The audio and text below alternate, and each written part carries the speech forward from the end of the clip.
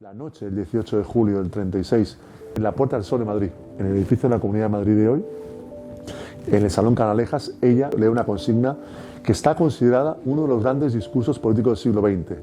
El discurso del No Pasarán es una declaración política del PC que ella lee por radio esa noche y que tuvo un gran impacto mundial. Fue traducida a varios idiomas. Evidentemente, la propaganda de la Internacional Comunista presenta ante el mundo, en las circunstancias dramáticas y épicas de la Guerra de España, a esa mujer como la representación de la lucha antifascista en España.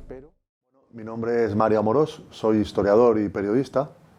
Nací en 1973, el 11 de agosto, en un pueblo de Alicante llamado Novelda, un pueblo donde la gente se dedica fundamentalmente al trabajo en fábricas de mármol, en la agricultura, en la uva de mesa y los talleres de azafrán.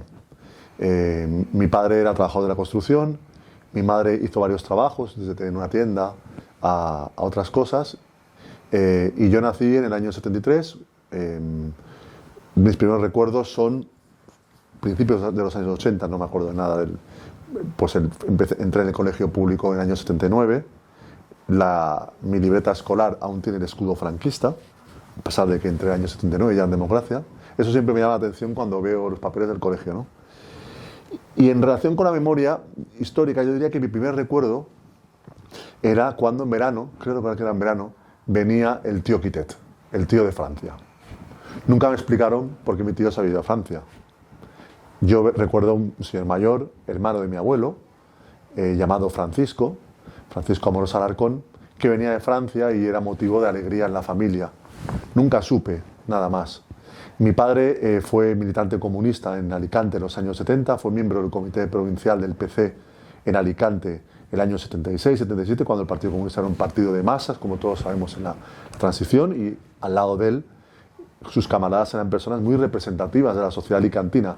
Pues, por ejemplo, José Carlos Rovira, uno de los catedráticos de literatura latinoamericana más importantes de España, un gran especialista, Miguel Hernández, era miembro de ese comité provincial del PC, al igual que un dirigente llegado en clandestinidad, Antonio Martín Lillo, u otras personas muy destacadas de la vida cultural y política de Alicante, ¿no? Mi padre, que era un joven en aquel momento de 30 años, tuvo una participación importante en el año 76-77 en Alicante.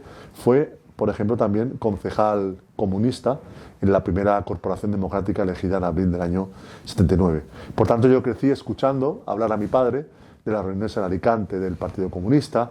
A él le tocó muy poco de lo más duro del franquismo. Es decir, me contaba que a veces lo llamaban al cuartel de la Guardia Civil y le pegaban un par de bofetadas porque se movía en esos círculos, pero todavía el año 74, por ejemplo, en Alicante fue detenido Antonio Martín Lillo, una persona que yo conocí mucho, y fue apaleado en la comisaría, ¿no? Sufrió unas torturas brutales, y ese hecho, por ejemplo, su detención es un hecho emblemático en el proceso de transición a la democracia en Alicante. Yo crecí viendo a Antonio Martín Lillo, viendo su esposa, es hija de un gran dirigente comunista e hija de una gran dirigente comunista de las huelgas de Asturias del año 62. Hubo dos mujeres en las huelgas de Asturias emblemáticas, Ana Sirgó, que tiene 94 años, yo la conocí en Oviedo cuando presenté la biografía de Dolores, y Tina Pérez. Tina murió en aquel tiempo producto de las torturas. Su hija era es la esposa de Antonio Martín Lillo. Entonces yo crecí en este mundillo, ¿no?, de los rojos de Alicante, pero soy parte de esa generación que llega a la adolescencia en los años 80, que llega a la universidad en los años 90, que crece sin memoria. A pesar de ser una familia comprometida políticamente, yo oía hablar de, pues mi padre me podía decir, por ejemplo, Luis Lucio Lobato, militante del PC, que estuvo mucho tiempo en la cárcel. En mi casa estuvo, en los años 80, un dirigente mítico del Partido Comunista de España, Francisco Romero Marín, llamado El Tanque. No solo hizo la guerra en España, sino que luchó con el Ejército Rojo en la Segunda Guerra Mundial, ¿no? Un personaje mítico de la clandestinidad comunista, estuvo en mi casa, él se acordaba de mí cuando yo lo saludé. Pero soy parte de esa generación que nunca nos contaron en el colegio prácticamente, no nada de la memoria, nada de la guerra, prácticamente. Nunca llegabas al tema en el colegio. En la universidad somos parte de esa generación que creció sin saber prácticamente nada. Porque es verdad, aquí en este país no se impidió investigar a nadie, pero es verdad que las investigaciones que hubo en los años 70, 80 sobre la guerra y la represión no llegaban al gran público. Es la explosión, el tema en los años, a partir del año 2005, 2006, con el debate de la memoria histórica, cuando se abre, cuando surge el movimiento memorialista y surge una gran cantidad de investigaciones históricas al calor de las primeras exhumaciones de las fosas que nos hablan de la magnitud que tuvo la represión franquista y después también, evidentemente, ese proceso emblemático que dirige Baltasar Garzón, donde empezamos a saber con mayor grado de información lo que había pasado en este país. Por tanto, yo acabo la carrera de periodismo en el año 96, termino la carrera de historia en el año 98 en Barcelona con un gran interés por la historia de Chile. ¿Por qué? Porque cuando tenía 20 años, año 93, descubro quién había sido Salvador Allende. Pensemos en aquel mundo sin Internet, es decir, hace 30 años tú no podías escuchar mensajes de Allende en Internet, no podías ver vídeos históricos que se han subido a la red, no podías leer algo que es impresionante hoy, la gran cantidad de documentación digitalizada que existe en Internet, que es inabarcable ya para cualquier proceso histórico, pero lo que yo conozco en el caso de Chile es impresionante todo lo que se ha digitalizado y la documentación que hay disponible para cualquier joven investigador hoy sobre el tema, ¿no? A mí me impresionó mucho la figura de Allende. Era un momento importante, el año 93, acababa de caer el muro de Berlín, acaba de desaparecer la Unión Soviética, los ideales del socialismo aparecían muy golpeados por el fracaso estrepitoso de esos regímenes y parecía que se había clausurado un ciclo histórico, el fin de la alternativa al capitalismo. Cualquier alternativa al capitalismo será el clima del año 93, 94, y en ese momento yo descubro la figura de Allende, el líder político de ese proceso que había intentado algo singular en la historia del siglo XX, conciliar el anticapitalismo con la democracia y los valores del pluralismo político, de los derechos humanos, ¿no? Viajo a Chile el año 97 por primera vez y viene algo impresionante como fue la detención de Pinochet en Londres, ¿no? Yo ya conocía el proceso judicial, publiqué ya entrevistas el año 96, 97 que hablaban de ese proceso que habían empezado en la Audiencia Nacional en España, Manuel García Castellón con la causa de Chile, Baltasar Garzón con la causa argentina, que se unifican después de la detención de Pinochet en Londres en torno a la Operación Cóndor en manos del entonces juez Baltasar Garzón, ¿no? Eso fue algo, por supuesto, impactante y en mi caso, como periodista de 25 años, me permitió entrevistar a personas que ya conocía del mundo de los derechos humanos de Chile, familiares de las víctimas, abogados, y eso me permitió hacer un trabajo de ir conociendo poco a poco mejor lo que había pasado en Chile. Claro, yo recuerdo muy bien, y muchos chilenos que vinieron a España en aquel momento, abogados como Eduardo Contreras, recuerdan muy bien cómo hubo centenares de charlas sobre el tema del juicio a Pinochet, ¿no? Decenas. Y claro, siempre estaba el típico abuelito español que le pedía, o la abuelita, que pedía la palabra y decía, bueno, a mí esto me parece muy bien, ¿no? Es decir, que España persiga los crímenes de un tipo, un dictador brutal como es Pinochet, y lo nuestro, es decir, y la represión franquista, ¿cuándo? Era un tema que estaba cancelado históricamente en algún momento, ¿no?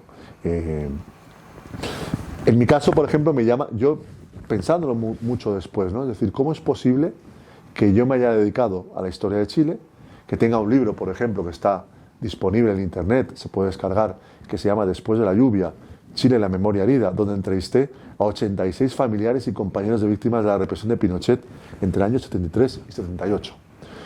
Además de esos testimonios, ya en ese momento, año 2002-2003, estaban en Chile archivos como de la Vicaría de Solidaridad, donde uno encontraba una cantidad formidable de documentación para complementar esos testimonios de estas personas que las entrevisté.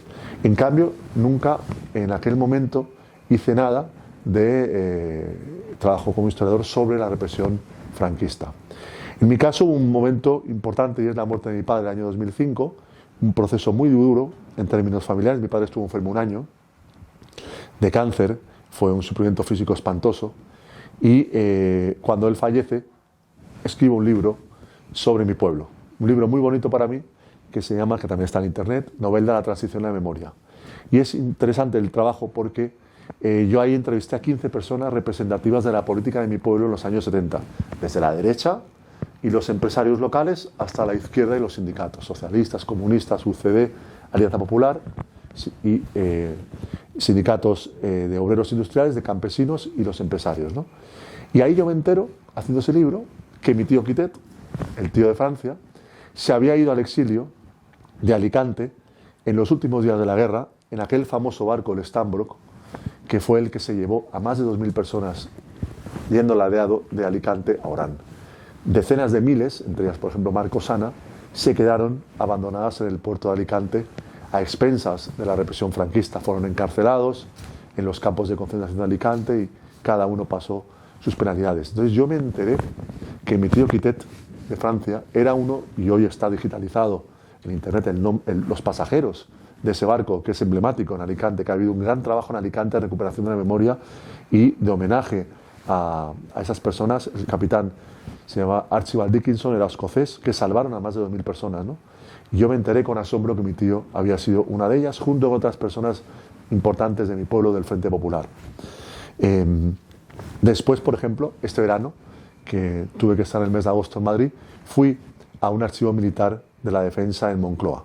Y por primera vez vi la letra manuscrita de mi abuelo paterno, hermano de mi tío Quitet, José Amorós Alarcón, en el proceso judicial que le hizo la dictadura franquista después de la guerra. Mi abuelo se había alistado y en el proceso judicial está la hoja que él rellena, en octubre del 36, alistándose en las milicias populares antifascistas.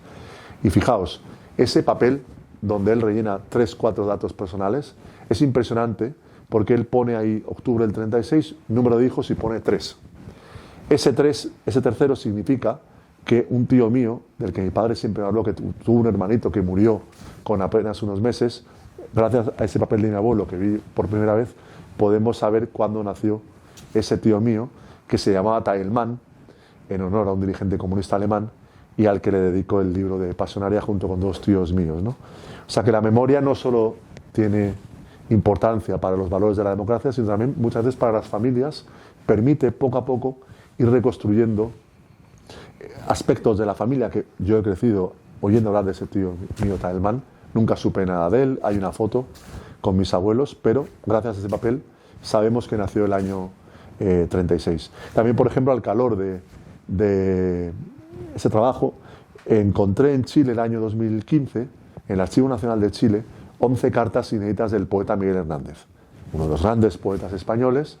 Él, cuando estaba preso, se carteaba con un diplomático chileno, Germán Vergara Donoso, que llegó a ser ministro de Relaciones Exteriores en Chile, que era una persona, un diplomático convencional, pero que por un instinto de humanidad, con ese poeta que le escribía cartas, le mandaba cada mes unas pesetas por giro postal a la mujer de Miguel Hernández, Josefina Manresa, que vivía en Cox, en Alicante. La mujer y el hijo de Miguel Hernández podían comer en aquellos años 39, 40, 41, gracias a lo que ya sabía Vicente Alessandre, poeta que vivía en Madrid, premio Nobel, y también gracias a ese diplomático chileno, Germán Vergara Donoso. Esas cartas las entregué a la familia de Miguel Hernández, ellos me autorizaron a publicarlas y ya están incorporadas al epistolario general del poeta, que se publicó hace un par de años, ¿no? Pero ¿qué pasa? Que en ese documento, esa documentación judicial del proceso, del juicio contra mi abuelo, que se le hizo el año 39-40, aparecen datos sobre dónde él estuvo detenido. Y ahí supe que mi abuelo estuvo detenido en el año 42 en el Reformatorio de Adultos de Alicante, donde estaba Miguel Hernández. Y muere Miguel Hernández el 28 de marzo del 42. Habría, imagino, centenares, si no miles de presos del franquismo allí, pero imaginándome, tal vez en algún momento, mi abuelo, que era un trabajador del mármol humilde, se cruzó con ese gran poeta del siglo XX, Miguel Hernández, miliciano comunista y muerto en la cárcel porque no quiso renegar de sus convicciones republicanas. Por tanto, la memoria no solo es un trabajo para los historiadores, permite que las familias y el conjunto de la sociedad pueda conocer mejor aspectos más de tu familia o tu historia, ¿no? Otra cosa muy impresionante para mí fue cuando mi padre siempre me había dicho que mi abuelo fue militante de la UGT y socialista, ¿no? Pero cuando él estaba muy enfermo, yo me dirigí al archivo de Salamanca, al Centro Documental de la Memoria Histórica, y me enviaron los papeles que se conservan sobre mi abuelo. Y, por ejemplo, pone en la hoja de alistamiento, pone altura, número de hijos, cuando se inscribe y pone militancia política y pone PC. Es decir, mi abuelo, en el año 36, ya era militante del Partido Comunista. Mi padre nunca lo supo, la familia, ¿no? Mi padre dio un respingo, ¿no? Para él yo creo que fue un motivo de orgullo saber, poco antes de morir, que su padre, como tantos otros luchadores antifascistas en la guerra, se incorpora al partido que más hizo por defender la República. Entonces mi trabajo ha sido básicamente en torno a Chile, con biografías de Allende, de Neruda, de Miguel Enríquez, también una biografía del general Pinochet, que Baltasar Garzón me honró presentándola en la FNAC hace 2 años. Y eso me ha significado para mí no solo, en Chile un reconocimiento a mi trabajo que me conmueve, es decir, que para mí es muy importante, porque los libros se venden bien, pero no son bestsellers, quiero decir, me permiten vivir. Pero más allá de eso, para mí el reconocimiento, es decir, pensar que hay personas que han luchado toda la vida contra la impunidad, por la memoria en Chile, que sienten que mi trabajo, como el de tantos otros compañeros de letras, ha sido una aportación a que en Chile, en este caso, la lucha por la memoria avance, para mí es muy, muy importante, ¿no? En el caso de España, pues el año pasado publiqué, con motivo del centenario del PC, una biografía de Pasionaria, una de las españolas más universales de la historia, una mujer que como ninguna otra encarnó en el siglo XX la lucha de los comunistas, y una persona mítica, por supuesto. Tuve la gran suerte de que su nieta Lola me permitiera ver el archivo personal de Dolores, que son 150 cajas, decenas de miles de páginas. Soy el primer historiador que ha podido ver ese archivo, y para mí fue evidentemente, por mi propia historia familiar, un gran alegría poder presentar la biografía de Pasionaria. Hicimos más de 50 presentaciones por toda España entre septiembre y diciembre, en ese, además, paréntesis que la pandemia dejó de azotarnos, ¿no? Y fue muy, muy bonito hablar de Dolores Ibárruri, de la historia del Partido Comunista en España, de la lucha por la democracia, porque es verdad que en la biografía de Dolores hay episodios muy difíciles que yo he contado, creo que de manera honesta, y que además ha sido muy bien acogido esa honestidad por los propios dirigentes comunistas, que han reconocido que el libro trata también los aspectos difíciles. En la historia del comunismo del siglo XX hay episodios muy oscuros y etapas muy difíciles que también hay que explicar como historiador. Pero también está la lucha de los comunistas en España durante los años 40, 50, casi en solitario, para acabar con la dictadura franquista y volver a instaurar la democracia en España, ¿no? Y eso que a veces parece que haya que recordar, en demasiadas ocasiones, pues también es importante, ¿no? Y Dolores Ibárruri, en el exilio, representaba, su voz llegaba a España por la radio pirenaica, de manera muy, muy impresionante, muy conmovedora, en esas emisiones clandestinas hacia España. Ella representaba la lucha de los comunistas, la lucha de personas que tuvieron que pagar con un gran sufrimiento personal, con años de cárcel, con un gran sufrimiento para sus hijos, para sus compañeras o compañeros, ese sacrificio y esa lucha incansable por recuperar la democracia. Y cuando hoy vemos que en España hay una fuerza extrema derecha que cada vez tiene más votos y que es una amenaza para la democracia, creo que los más jóvenes tienen que tener presente que, y en mi caso, en mi generación, yo nunca pensé que tendría viva una fuerza extrema derecha que fuera relevante en términos políticos y parlamentarios. Para mí era inimaginable, y hoy lo es, y es una amenaza. Y tenemos que tener presente que la democracia, que no nos la regalaron, sino que fue la consecuencia de la lucha de los trabajadores y de las fuerzas de izquierda, está amenazada. Y hay que hacer una gran pedagogía de significar, de explicar qué significó esa dictadura franquista, que fue implacable, que fue cruel en la represión, que negó todas las libertades, y qué significó, y que hoy no es una... la democracia vuelve a estar amenazada, ¿no? Y hay que explicarles, sobre todo a los más jóvenes, que sepan que la democracia costó el sacrificio de varias generaciones de españoles y españolas.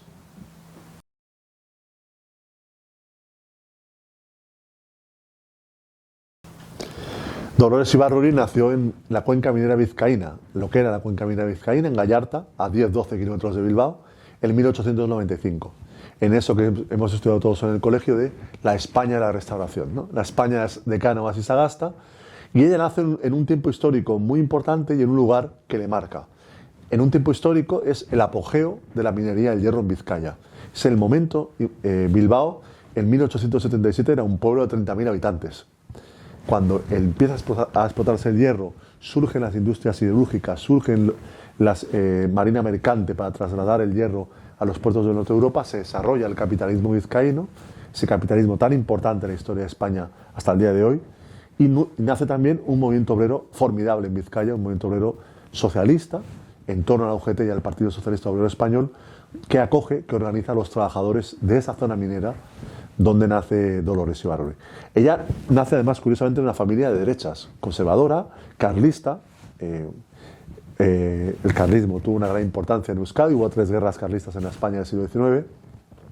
Una familia, por supuesto, católica, y esa niña va a la escuela hasta los 15 años, y la encrucijada en su vida es cuando, en febrero del año 16, se casa contra la voluntad de su familia con un minero socialista llamado Julián Ruiz.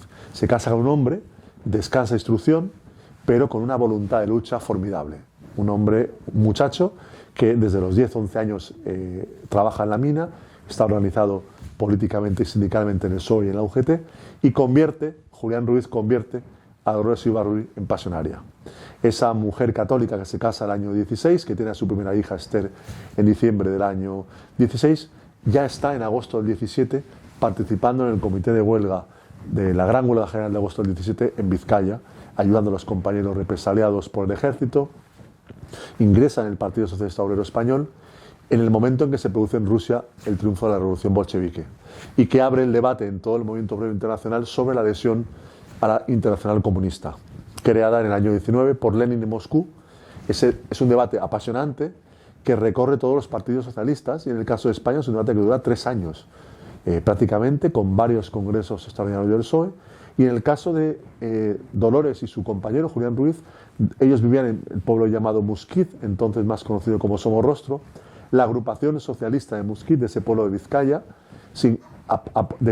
apoya la incorporación a la Internacional Comunista, defiende pasar a llamarse Partido Comunista. Ese debate al final lo ganan dentro del PSOE Pablo Iglesias, Lauro Caballero y otros dirigentes, y se forma el Partido Comunista de España, producto de excisiones del Partido Socialista. Dolores Ibarruri es militante comunista desde el año 20. Ella era ama de casa, tenía varios hijos. Su vida cotidiana era la vida de cualquier mujer de la España de la época. Casada, no trabajas fuera de casa, trabajas en casa y en jornadas interminables, lavar la ropa, cocinar, barrer, pero tiene una peculiaridad. Ella ha ido a la escuela hasta los 15 años, tuvo sobresaliente en la educación primaria y le gustaba mucho leer. Es decir, tenía una capacidad mayor que otras personas de la época para escribir artículos. Y escribe su primer artículo en el año 18 en el periódico de los mineros, y para que su familia no se enfade aún más con ella por haberse casado con un minero socialista, decide utilizar un seudónimo, el seudónimo de Pasionaria. Ella siempre explicó que ese seudónimo nació porque aquel primer artículo, titulado La hipocresía religiosa, lo firmó en la Semana Santa, la Semana de Pasión del año 18. Las cosas bonitas de la historia nos llevan a pensar que en aquel momento, año 18, 19, en Chile, en el sur de Chile, en Temuco, un joven poeta de 14, 15 años, Ricardo Lecier Neftalí Reyes Basoalto, construye el seudónimo de Pablo Neruda, en su caso, para evitar que su papá le siguiera destruyendo los poemas que hacía casi clandestinamente. Entonces, Pablo Neruda y Dolores Ibarruri Pasionaria, que fueron grandes amigos durante toda su vida a partir del año 36, adoptan el seudónimo en el mismo momento de la historia. ¿Qué pasa en el caso de Dolores? Ella llega a Madrid el año 31. Ya se ha proclamado la República y el Partido Comunista, en aquel momento un partido muy pequeño, la llama a trabajar a Madrid en el periódico del Partido Comunista, Mundo Obrero, periódico recién creado, donde hoy yo escribo, desde hace un montón de años, con un gran orgullo, porque es el periódico del PC y el periódico de Pasionaria. Y Dolores llega a Madrid, llega a una ciudad, abandona una aldea de Vizcaya y llega a una ciudad de 1 millón de habitantes, donde, después de estar 1 año y medio en la cárcel, poco a poco se irá convirtiendo en una de las grandes dirigentes del Partido Comunista, en la mujer o en el dirigente comunista que es capaz de transmitir mejor al pueblo. Empezaba ya la radio, las posiciones del Partido Comunista, sobre todo en aquel momento mítines impresionantes que, al calor de la pugna política en la República y de la polarización de España en 2 bloques políticos, permiten que la voz de Pasionaria se convierta en una voz reconocible, una voz que cautiva a las masas, ¿no? Por decirlo de esa manera.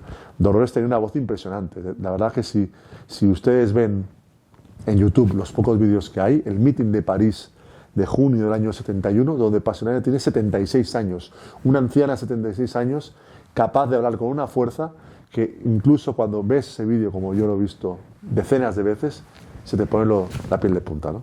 Es algo impresionante la fuerza que tenía para transmitir esas ideas. Uno se imagina a esa mujer ya vestida siempre de negro por los lutos que encadenó desde su infancia y luego como madre que perdió a 4 hijas de las 6 hijos que alumbró en los años 20, siempre vestida de negro con un moño, con muchas mujeres de la España de la época, alta, una mujer alta para la época, la fuerza con la que hablaba tuvo que ser impresionante y hay muchos testimonios de periodistas extranjeros, no periodistas necesariamente de izquierdas, que hablan de la fuerza, del magnetismo que tenía esa mujer, que cuando viene el golpe de Estado contra la República, ella es diputada ya por Asturias, por el Frente Popular, ella se convierte con esa proclama del Partido Comunista que ella lee por los micrófonos de Unión Radio Madrid, la actual cadena SER, la noche del 18 de julio del 36, en la Gran Vía no, la lee en la Puerta del Sol de Madrid, en el edificio de la Comunidad de Madrid de hoy, en el Salón Canalejas. Ella, a los 10 minutos del 19 de julio, lee una consigna que está considerada uno de los grandes discursos políticos del siglo XX. El discurso del No Pasarán es una declaración política del PC que ella lee por radio esa noche y que tuvo un gran impacto mundial. Fue traducida a varios idiomas. Evidentemente, la propaganda de la Internacional Comunista presenta ante el mundo, en las circunstancias dramáticas y épicas de la Guerra de España, a esa mujer como la representación de la lucha antifascista en España. Pero, sin sus propias cualidades personales, el mito de Pasionaria no hubiera sido posible. Es una imagen que dará la vuelta al mundo, que, hay una gran cantidad de cartas que ha recibido durante la Guerra de España, y ya derrotada la República en marzo del 39, ella sale al exilio en la Unión Soviética, allí le sorprende la Guerra Mundial.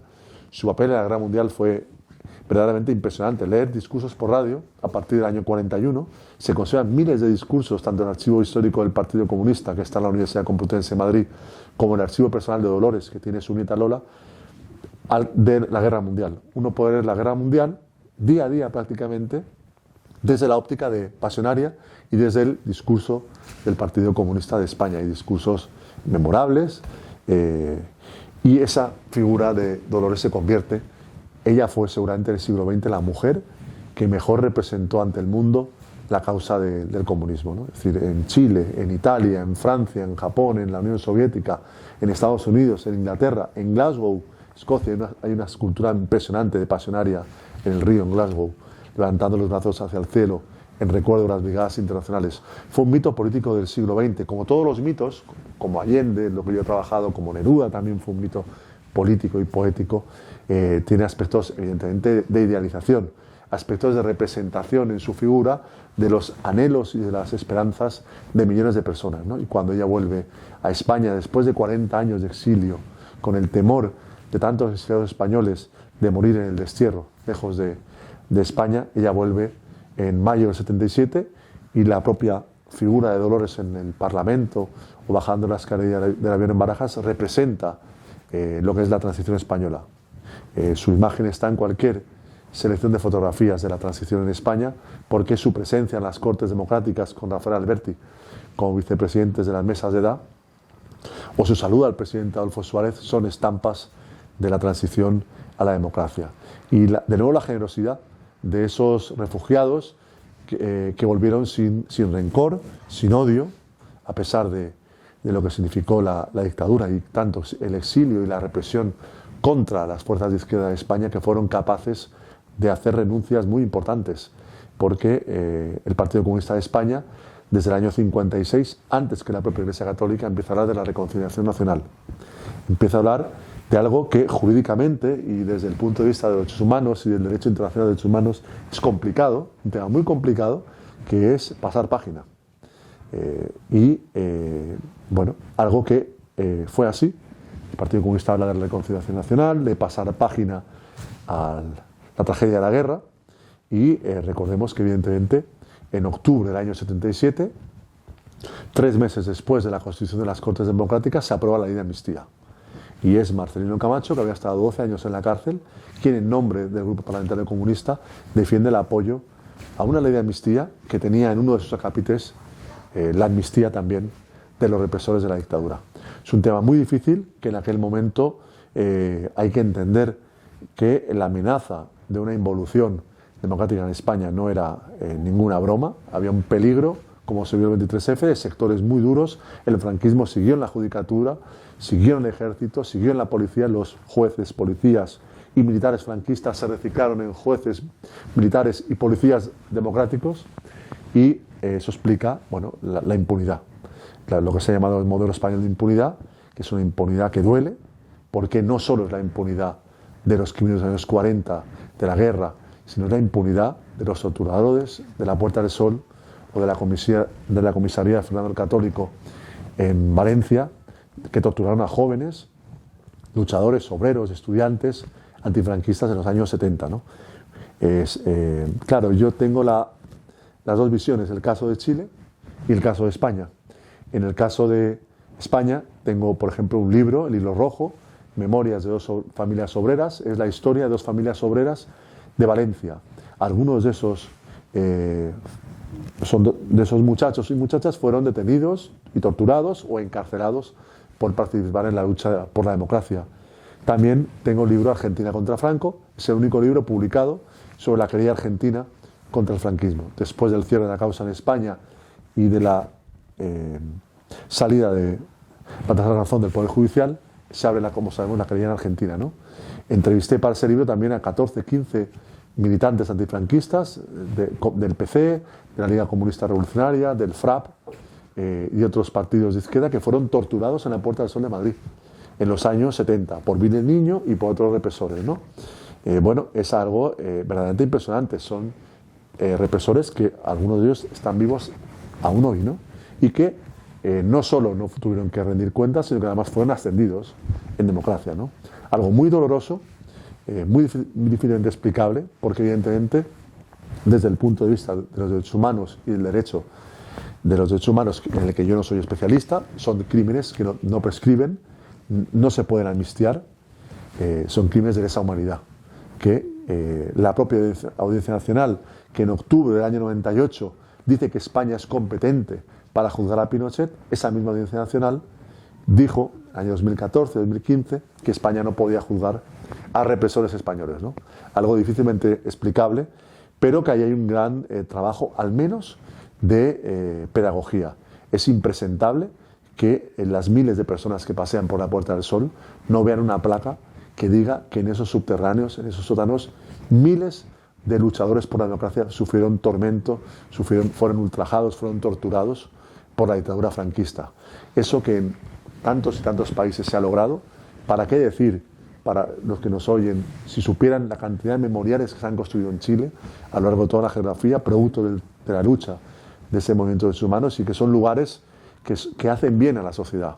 Son lugares donde las personas reflexionan, caminando, llegan a un lugar de memoria y reflexionan sobre la historia de tu país. Aspectos muy dolorosos, pero que es importante que estén en el espacio público. ¿Para qué recordar el Museo de la Memoria y los Derechos Humanos que en Chile la presidenta Michelle Bachelet dispuso que se construyera? Es un lugar impresionante donde se hace un trabajo de pedagogía con los niños que en España es impensable. Cuando estuvo el presidente Pedro Sánchez en Chile, creo recordar, año 2018, dijo que le gustaría construir en España un museo como el de Chile. Bueno, yo pensaba la que se armaría en España si un gobierno democrático propusiera construir algo similar. Las polémicas que hemos leído aquí en la prensa sobre el tema de la memoria por parte de la derecha más recalcitrante, arderían las columnas, entre comillas, si se planteara un proyecto serio de ese tipo, que es imprescindible, ¿no? O que se hiciera un informe Rettig, que en algún momento se ha planteado, un informe de la verdad, ¿no? Que lo plantea también el movimiento memorialista, al menos que se sepa qué pasó en este país, ¿no? Ya va a ser muy difícil condenar a represores, aunque aún sería posible, pero por lo menos que no sigan creciendo generaciones y generaciones de españoles sin saber lo que pasó en este país, ¿no? Y para eso hay un gran trabajo que hacer, donde los historiadores, donde el movimiento de la memoria, donde otras muchas personas pueden aportar. Y por suerte también se ha avanzado mucho, porque es verdad que prácticamente en una gran cantidad de pueblos hay asociaciones que luchan por la recuperación de la memoria, ¿no? Que es un trabajo muy, muy importante, sobre todo que se haga más desde abajo, desde los pueblos, desde del movimiento en la base, porque son las personas que están incrustadas en ese espacio social, en esas sociedades locales y que pueden transmitir mejor lo que pasó, ¿no?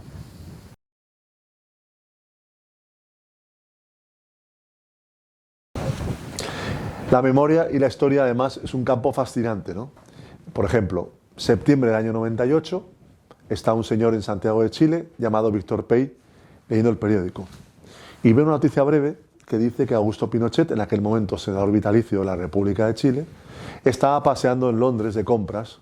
Víctor Pey avisa a Joan Garcés, abogado querellante en España en la causa contra Pinochet, y Joan Garcés pone en marcha la maquinaria para que desencadenará en la orden de detención de Pinochet firmada por el juez Baltasar Garzón a las 3:30 de la tarde del viernes 16 de octubre del año 98 en la Audiencia Nacional, cuando prácticamente la Audiencia Nacional era viernes, estaba vacía y Baltasar Garzón estaba a punto de ir a Jaén aquel fin de semana, ¿no? Bueno, gracias a Víctor Pey, Garcés sabe esa noticia y se pone en marcha la maquinaria que acaba culminando la detención de Pinochet en Londres. ¿Quién era Víctor Pey?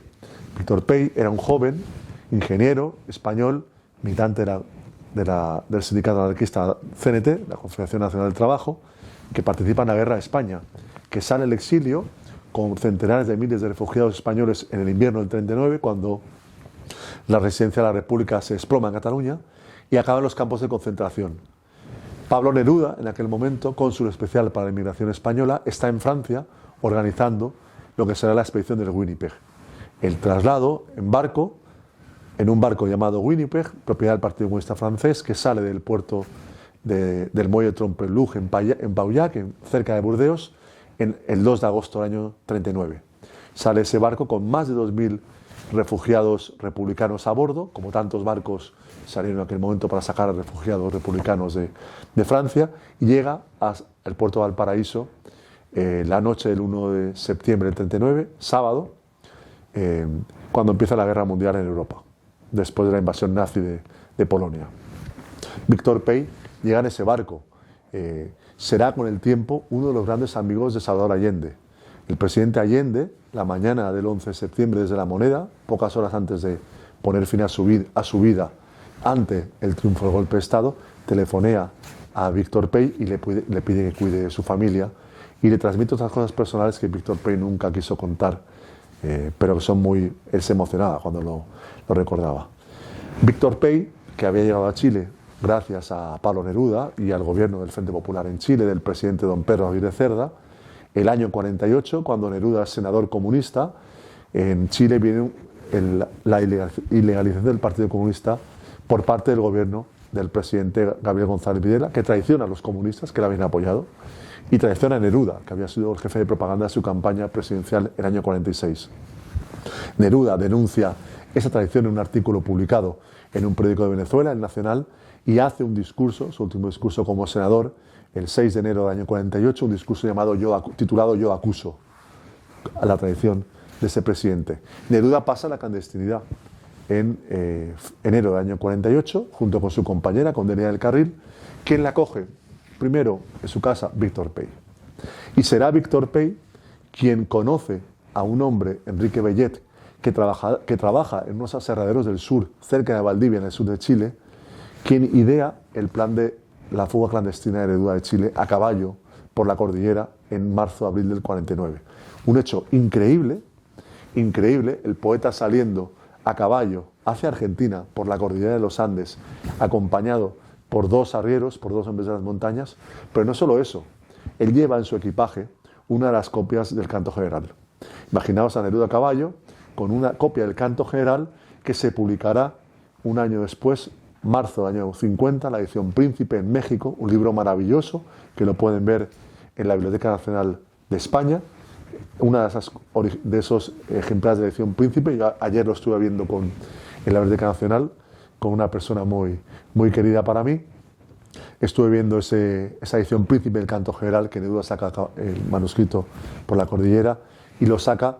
Es un libro, la edición Príncipe, que tiene un dibujo de Diego Rivera en la parte delantera y un dibujo de David Alfaro Siqueiros. Es un libro monumental de ese tamaño que está aquí en la Biblioteca Nacional de España. Es decir, una de las grandes obras de la poesía universal, sale con el poeta a caballo por los Andes en ese viaje imaginado, organizado por Víctor Pey, luchador antifascista en España, gran amigo de Salvador Allende y la persona que pone en marcha, entre comillas, el proceso que llevará a uno de los hitos del final del siglo XX, como fue ante el mundo la detención de Pinochet en Londres. Bueno, esto tiene que ver con las historias cruzadas. Muchas personas, cuando el juez Garzón ordena la detención de Pinochet en Chile, dijeron, Chile tendió la mano a España, a la España democrática del año 39, con el Winnipeg, representado por la figura del gran poeta Pablo Neruda. España, 60 años después, devuelve la mano, y es verdad, porque esa decisión de Garzón y ese proceso que se abre en Londres, esa increíble batalla judicial, cambian la historia de Chile. Sin ese proceso de España, de la Audiencia Nacional, en Chile seguramente hoy seguiría la impunidad. Es ese proceso el que abre, el que rompe el dique de la impunidad y el que abre paso a que hoy en Chile decenas y decenas de represores estén en la cárcel pagando por los crímenes que cometieron contra personas que fueron parte de un movimiento político maravilloso como fue la Unidad Popular en Chile, emblemático en la historia del siglo XX. Por tanto, la memoria y la historia, como decía también, recuerdo siempre, tuve la suerte de entrevistar a Almudena Grandes y también un día de cenar con ella, por invitación de otros amigos, y tuve la suerte además de sentarme a su lado y le dije a Almudena, ¿verdad que esto de la memoria es inacabable? Me decía, efectivamente, es interminable. Y ella me ponía el ejemplo de sus maravillosas novelas, que por supuesto recomiendo, y me contaba una gran cantidad de historias que tienen que ver con eso, con que es un tema que no tiene fin, es un tema inabarcable, pero que novelas como las de Almudena y el trabajo de los historiadores y de muchos investigadores permiten que la sociedad conozca mejor su pasado y valore más la importancia de la democracia y el respeto a los derechos humanos.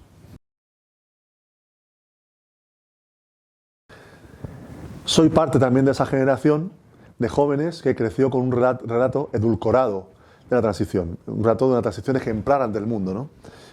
Por suerte ese relato se ha ido desmoronando, puesto que han salido una gran cantidad de libros y de documentales que nos hablan de una transición imperfecta, de una transición donde muchas personas no solo fueron torturadas, como sabemos, en los años antes de la muerte del dictador, sino muchas personas asesinadas por grupos de extrema derecha, por supuesto los compañeros que fueron asesinados en el despacho de los abogados de Atocha 55, pero también muchas personas que fueron jóvenes y no tan jóvenes, que fueron asesinadas en manifestaciones por la democracia, por la amnistía, en defensa del Estatuto de Autonomía en algunas comunidades autónomas. Fue una transición nada modélica, pero sí presentada como modélica. Y evidentemente no se puede desconocer que la transición desemboca en el fin de la dictadura y la reinstalación de la democracia, pero es una transición que tuvo un gran coste en vidas humanas y en sufrimiento para muchas personas, ¿no? Y por suerte se ha avanzado también en ese conocimiento mejor del pasado. Y se me fue una idea. Los jóvenes. Bueno, yo a los jóvenes les diría, se me viene a la cabeza una frase que escuché siempre a las madres de Plaza Mayor Argentina. Es decir, ellas decían, nuestros hijos también fueron muchachos alegres, muchachos que conocieron, evidentemente, todos hemos tenido 18 o 20 años y recordamos lo bien que lo pasábamos en esa época, ¿no? Pero también tiene que haber un espacio para el compromiso. Que no se agote, decían las madres de Plaza Mayor, el compromiso, que no se agote la rebeldía en el rock and roll o en pasarlo bien, sino que la rebeldía tiene que llevar también al compromiso. El compromiso con las ideas de la democracia, con la defensa de los derechos sociales, de los derechos de los trabajadores, con la lucha contra la impunidad, con muchas causas nobles, el apoyo al derecho de asilo, a los refugiados, el apoyo al derecho de las personas migrantes. Hay una gran cantidad de causas, evidentemente el ecologismo, la defensa del medio ambiente, una gran cantidad de causas que merecen el compromiso de los más jóvenes. La memoria es una de ellas, muy importante, porque además la memoria yo creo que te lleva a conocer historias humanas verdaderamente conmovedoras, ¿no? El sufrimiento y la lucha de personas anónimas que dejaron su huella en la historia. José Saramago siempre decía que las personas humildes, las personas anónimas también pueden dejar algo, y es una vida bella, decía Saramago, una vida de conciencia. Yo tengo la suerte de ser hijo y nieto de personas humildes, pero que se comprometieron con la lucha por la democracia en España en momentos como fue la República, la guerra, o como fue la lucha contra la dictadura, y eso también, para quienes hemos tenido suerte, es un motivo de orgullo.